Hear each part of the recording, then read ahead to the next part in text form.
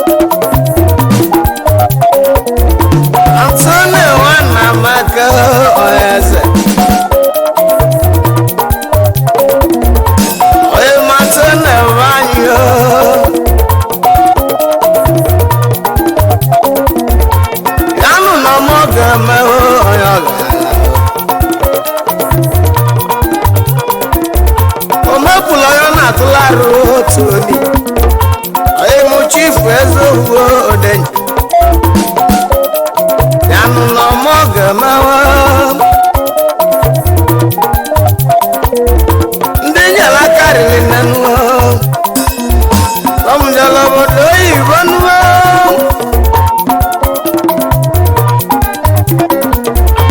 mepụla ya na-atụlarụ ya nụ n'ọmọgọ mawa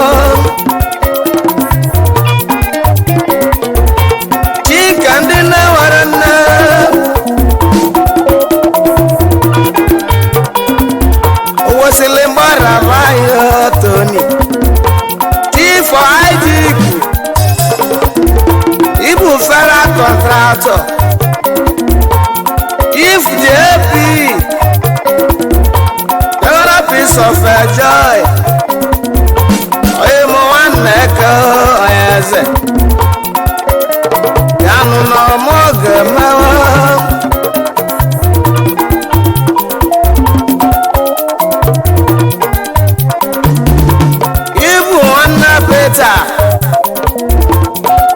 Peter neke oyora yanu no mogemo ibu wana chuma yabu chumu bi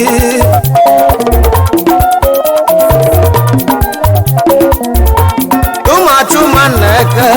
ara atone dia onlio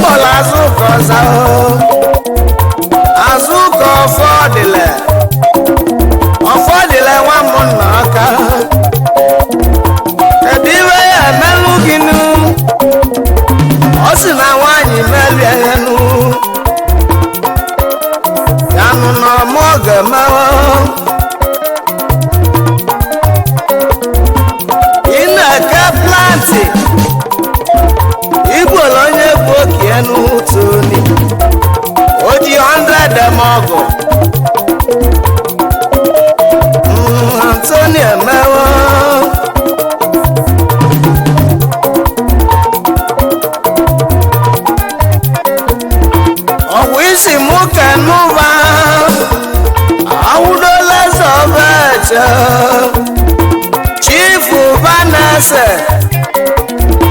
abụ ụba na-eso ugbo emi ọmọ ga-emewe ụba dị na-atụ dekini UBA ụba akwụdola eze obeche ọgaranya iwesika nlote Chief Dr. Alex Ọgwụgwa Nzako n'obi onye ọmalasi vayo ndị eze nna elesi Ọgwụgwa Tọta na South Africa Oji taisi woibia Oji taisi na penta Emalasi vanyo eze Tony simuke na iyo ode Yanu n'omoge me Omoge Tony neke omoge Ogo n'omoge me onu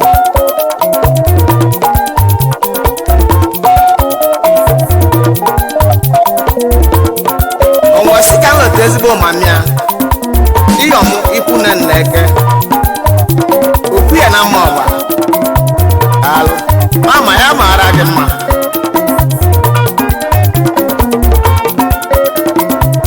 Isika nweta nwanne ya nwoke late Mr.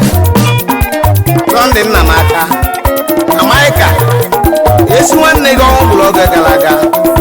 asị na ọnwa mara eze na ọnwa mara ọkpara ya dibe inwere ofu mara mmadụ owu dọrọ ndọ Italy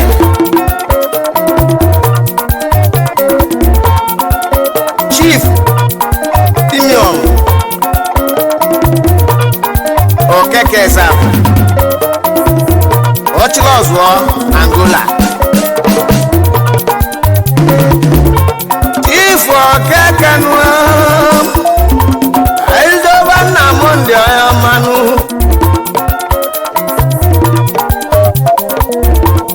Ibu Ọchịlọzụọ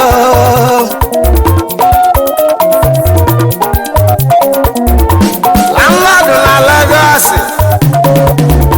Landlord na Delta Ọgwụ ịbịala ime obodo anyị ọrụ n'oke ya odeji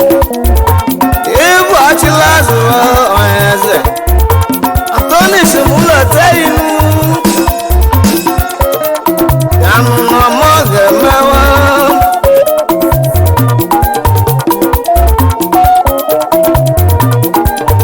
West Kano Telegi Chief Tenet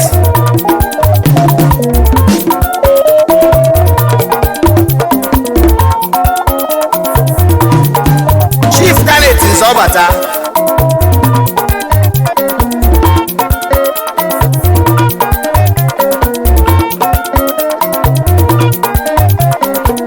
Ezinifite Village Ọghara ya mara gị mma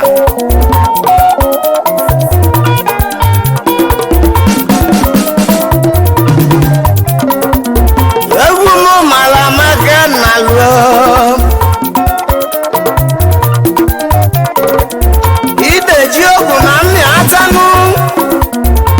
Abụ amaki na alụ odenji Oyim ideji yanụ Yanụ na ọmọge mewọnụ Egwu iji lụọ ibe inu Ndị eze ka egwu na-akpọ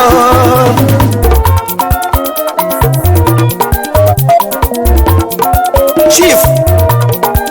Ezeke na-eke nwaka Ugo na-abụ Daalụ Nna Ezeke nụ Ibu ofu nwa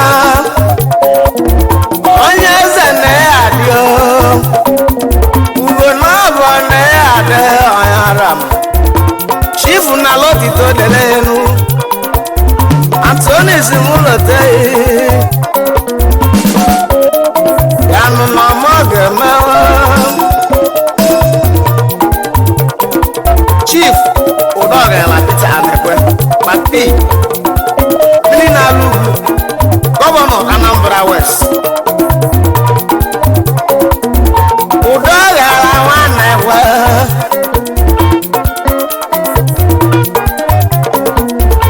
Peter nwanne gwa anụmamọgeme onye eze na-emalụme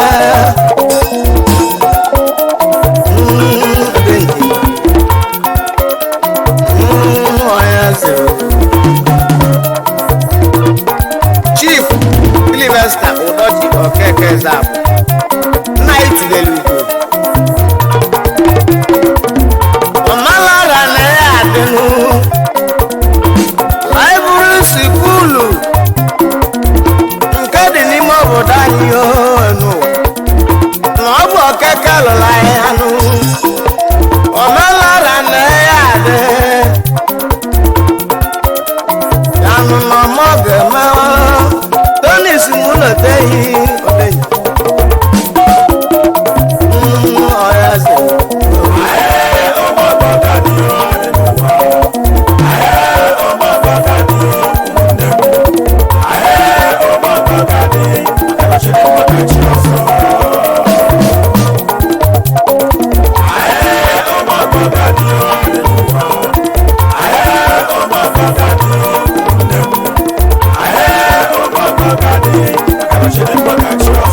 Chief Edechi Onara Bandit Ojele Igbo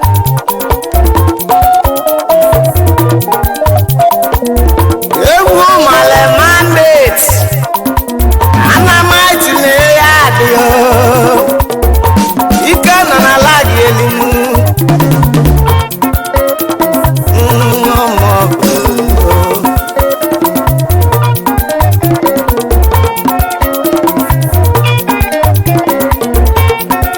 Chief Chinedu Amaka Ikanga Nam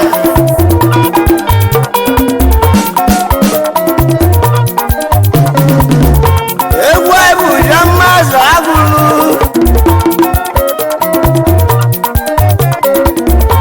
ya bụ Chinedu Ikanga Nam na ya adị ya nụ na ọmọgọ emewanụ egwu malite egonu Abuja na-abụ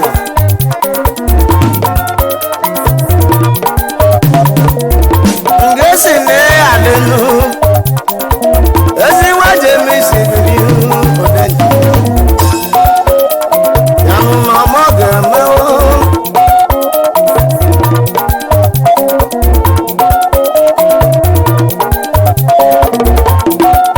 if ngesinem Denis Ideju no one of Anam ọgala ya mara gị mma I wanna ekene Dr. Aloysius Chife Aloy Moses ụmụ ọba Anam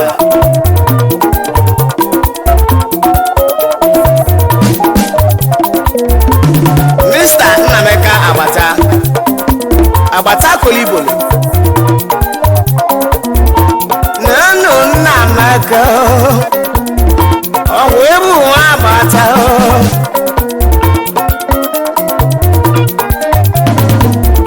ebu nwanne Chinedu ganụ na Anthony emewonu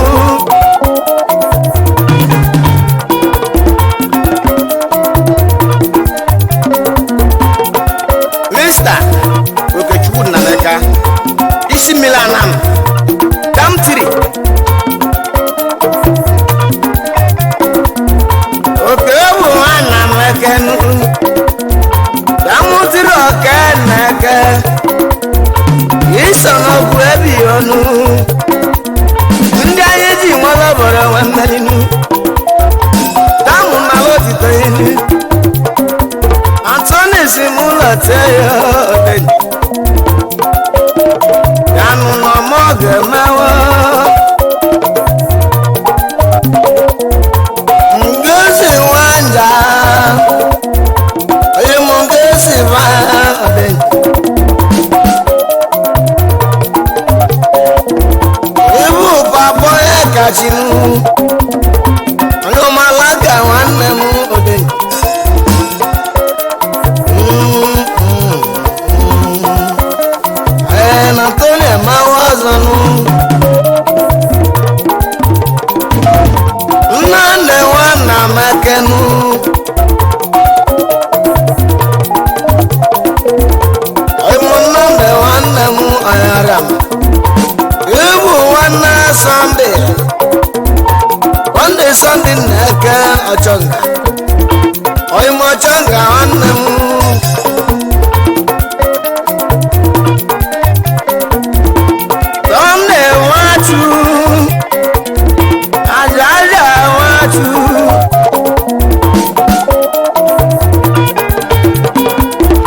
wee gbuolisi adọba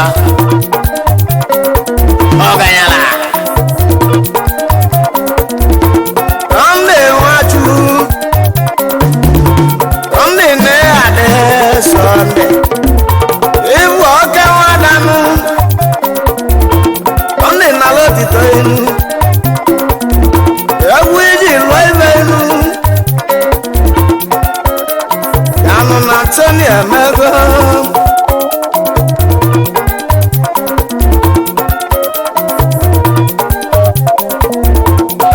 Mr. George Nwachukwu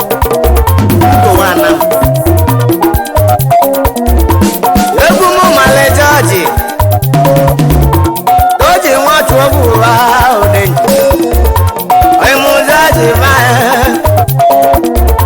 egwu iji lụ n'oke inu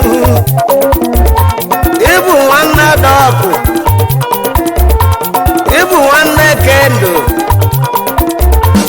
Imobuko Nwachukwu yanụ na Anthony Amagozo yanụ na Ọmọgema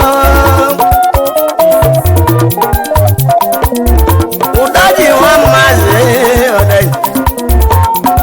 Udaji Udaji nwa mmazi Anthony Simulote inu Chiegwa gbata ụzọ ejelete chiegwa gbata anyị ọgbọnụ nọ mọge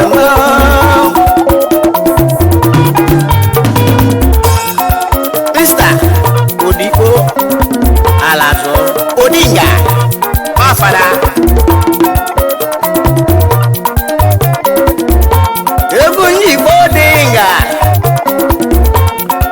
Italian man Odingo di Bazoa Odinga man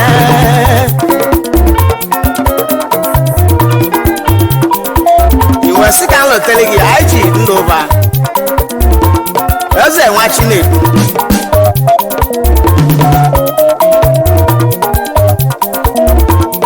Emigi na ndova Ebu nwanne ogwu bilinu Odogwu nwelu nọ nke elu Oji moto na mkpale odegwu Yanụ na Anthony emewo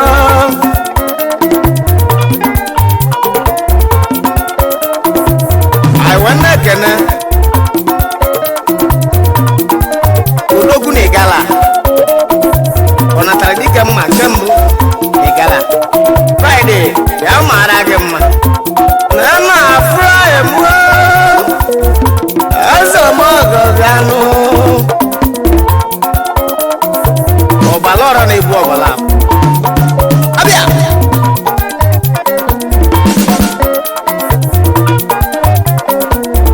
Davis ọkọwọ ịbụ badị ọmanụ ọmọ badị nwanne m ọdị Tony Simuke n'ini iwulu Sunday Nwasa Sunday Nwasa nwanne lesi ya ọdịji yanụ na Ọmọgema Udoji Ọkakwuo ya gasị na ya adị iwulu Amerika nwanne ya ọhọrọ Okoye na-adịnụ anyị bụ ọhanụdị ọmadozie nwanne m Amerịka na-adị ode yanụ na Ọmọgema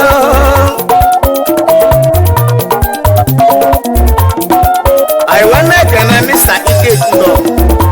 Omekenne ya ezigbo mmadụ n'ikwu anam landlord na Delta na Ikechu ezi nwamili wuru anụ onye ọga yanụ na Anthony emewo Nze dị igwe nwobi ibu gidigidi Nze dị igwe owu ọra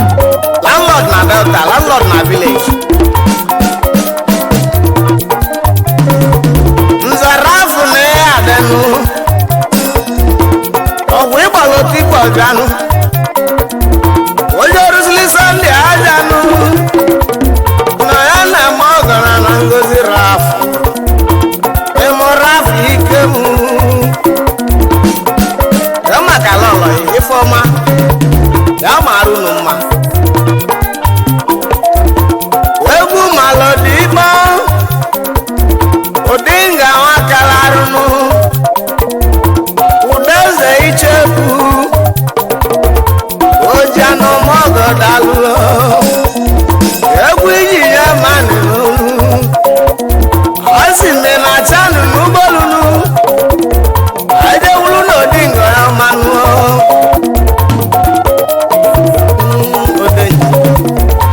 egwu oji lụọ ibenu ọlụlụ nke izu daba o masịrị lụọ nke ịbụọ egwu oji ekwe amewunu ibu dị ọgọ si na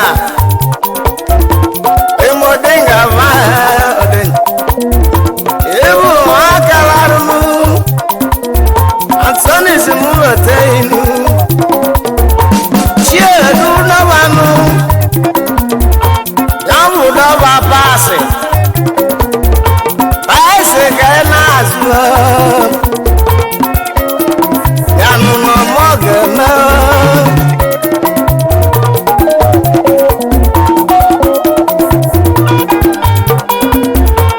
egwu maliborio ya na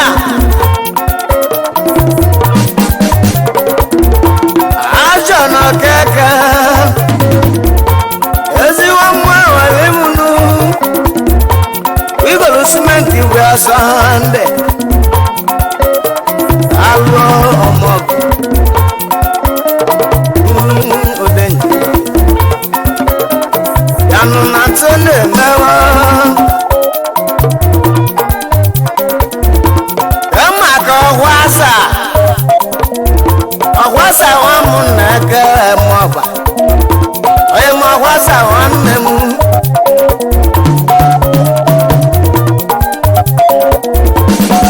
siliva wasa landlord ni man sadonu ebu wano nara onara danike obebe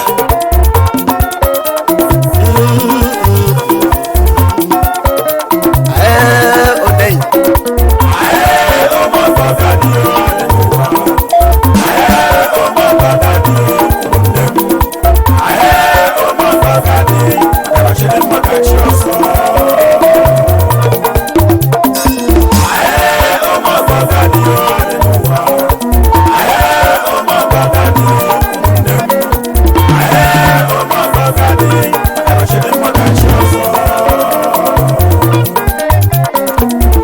Antonis mụlọteinu dịlasị ọba ala ịbụ nwanne ọgala papa Sunday bụ iko odenye ọbalichi nwanne aka ịbụ nne kokechu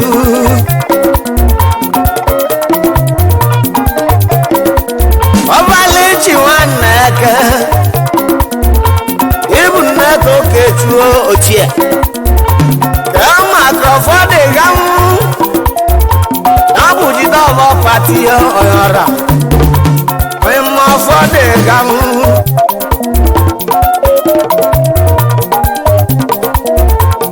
enu jide afọ ọkwa ịbụ nwa mma pati ọyọra wisi mụ kenelọlọ ọgali na mma esi nwanyị bụ mmadụ ya idele filibe olaka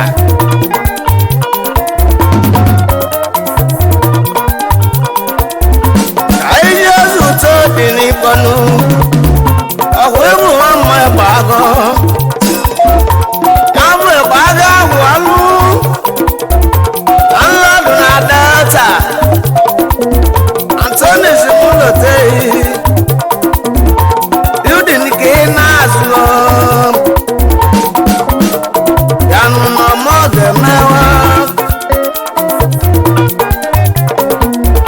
Omoga Tony Neke Oyora Chief IGP Bara Contractor Owasili Mbarava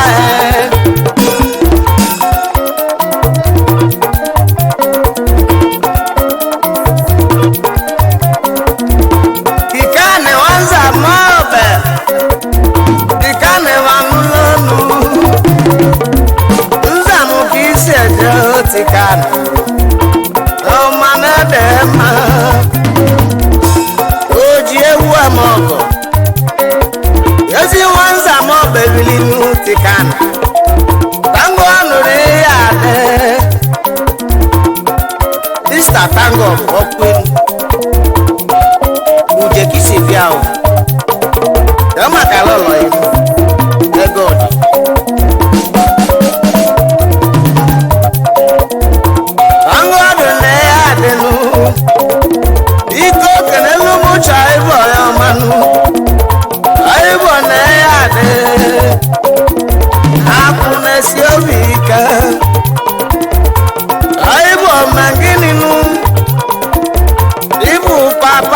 Delta Anthony Simulotei Yanu no moge mewo Iwa banu banu Iwa banu banu Ebu wa fada Italian man in our south Landlord in our Delta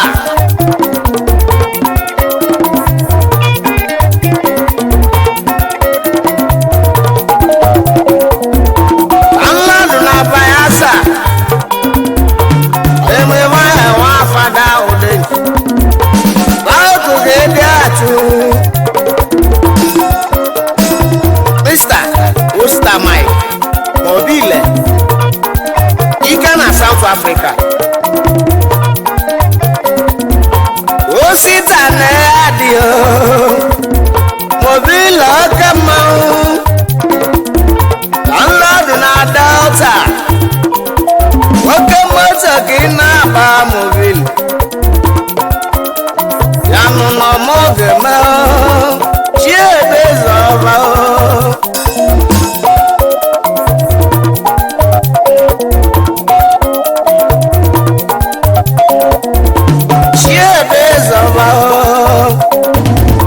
Ibu papa dara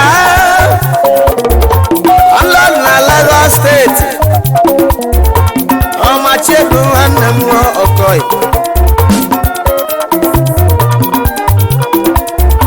Gebu aba Onye osumanu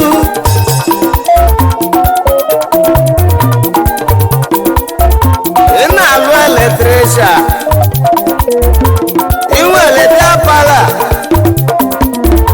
Gebu apa odeng Ayemu gebu anamwo emok Yanu no moge mo Omoga toni nakenu aram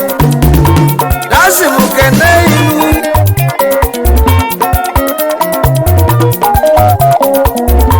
Wasili wanabo